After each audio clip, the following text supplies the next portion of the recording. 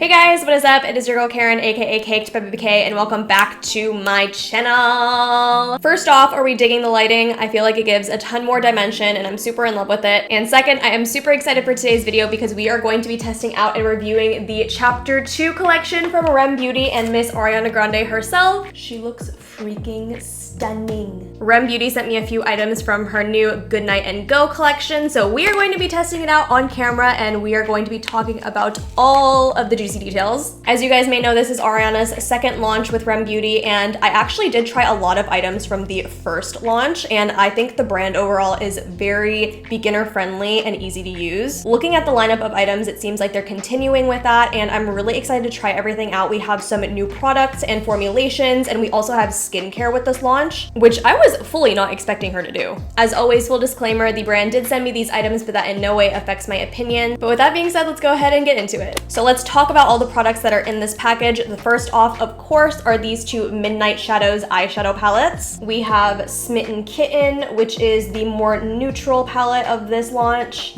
And then we have Go Boots, which everybody is talking about this teal shade right here, and you best believe we're going to be using that today. Also in line with eyes, we have the metallic gel shadows, which are a new formulation under the Rem Beauty brand. We have the shade Affirmation, and then we have the shade Touch.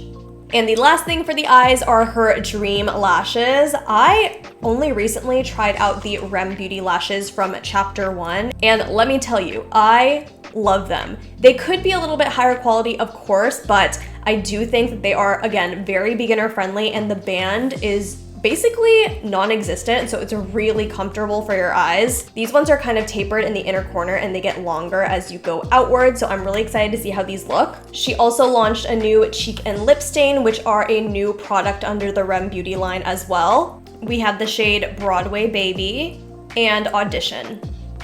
As for some of these skincare products, I received her Cooling Blurring Under Eye Balm and her Lash and Brow Boosting Serum.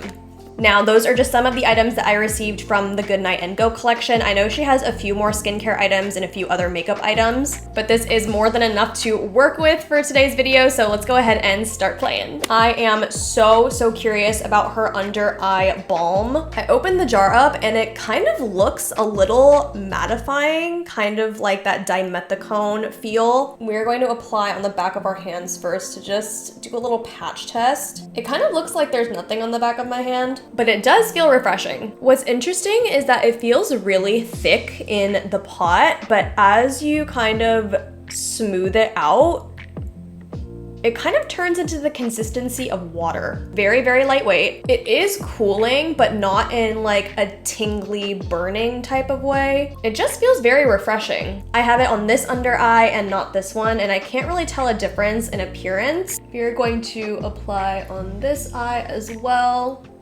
And I have a lot of under eye creasing, so we'll see if it actually makes a difference. I feel like with skincare products, it's really hard to do a first impressions because it takes time for you to see a difference with skincare. So I'm not comfortable giving my final thoughts on the eye cream just yet, but I'm gonna continue using it and I will keep you guys updated. The same goes for the lash and brow serum, so I will be using this every day and I will report back on it soon. I'm going to do my base makeup right now and I will be right back so we can play with eyeshadows. Okay, I lied. I wanted to get the face products out of the way first before we dive into eyeshadow, so we are going to be going in with the lip and cheek stains first. I am really feeling the shade Audition, so let's just go for it.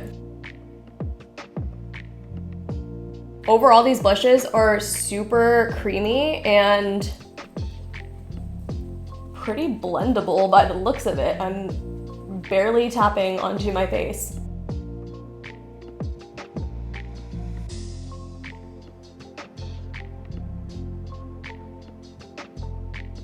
Okay, these are so pigmented. I am looking a little bit crazy, but we are going to powder and then we're gonna dive into eyeshadow. We are gonna be recreating Miss Ariana Grande's look right here. I know everyone is super curious about this teal shade, so that is exactly what we're gonna use. And we are going to use the metallic gel eyeshadow on top. I don't have any primer on my eyelids, which I usually do for vivid colors, but I just wanna see how it performs without that. I'm a little underwhelmed, to be honest.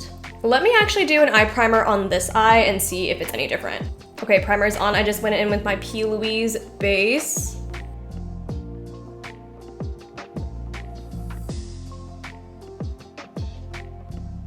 Okay, immediately looking a lot better.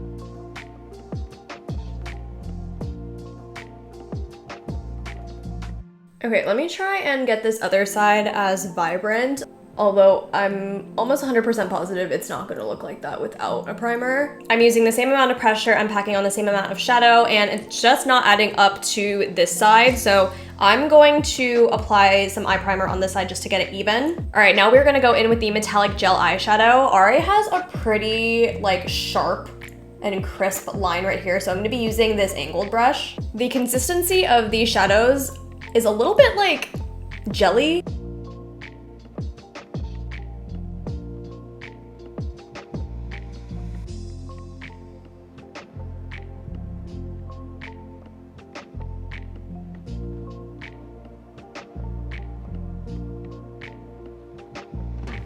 All right, I am back with the other eye finish and I have some thoughts. I have been playing around with the metallic gel shadows and I have to say I'm not the biggest fan of this formula because I feel like it skips a lot. If you can tell in my eyes, there's just like not a consistent color. A lot of areas it kind of bunches up all together and I'm really scared that this is going to dry out super quickly. I do recommend being very careful with it because I just feel like it's straight shimmer and it's the kind that just gets everywhere. I swatched it on my hand and you can still see like the remnants of what the makeup wipe didn't get.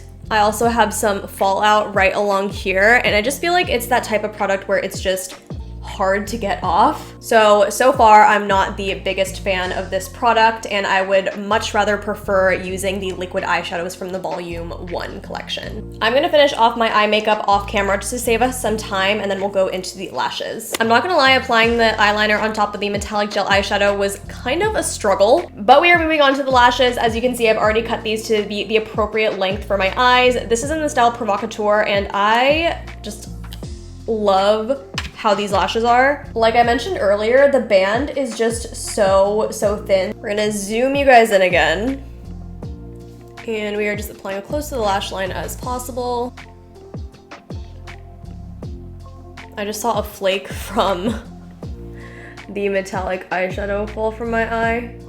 Here's what it looks like with the lashes, without the lashes. It doesn't make a major difference, partly because I think it's because I'm wearing the eyeliner, but they're just very light and not too dramatic, which I love. And lastly, we have the lips, and since the cheek stick is also applicable to the lips, we are going to apply the shade that we didn't use on my face to my lips. And this one is in the shade Broadway Baby.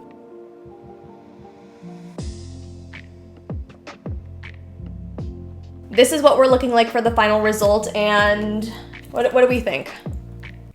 What do we think?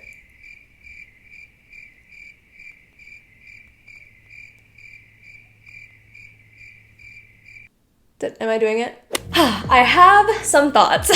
I would say hands down my favorite item of this video would have to be the lip and cheek sticks. They are just so easy to blend, very creamy, and these shades are to die for. Even on the lips, they feel very nourishing and lightweight, not to mention they blend like a dream with a brush. I love the lashes. I can barely feel them on my eyes. They're so comfortable, so if you are a beginner, these are the lashes for you. I really expected more from the metallic gel shadows, and if there is one item from this video that I would recommend to not purchase, it would unfortunately be these, which makes me so sad because I was so excited for them. I am getting fallout left and right from this gel eyeshadow.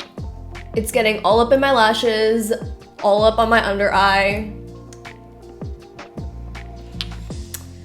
Miss Ari.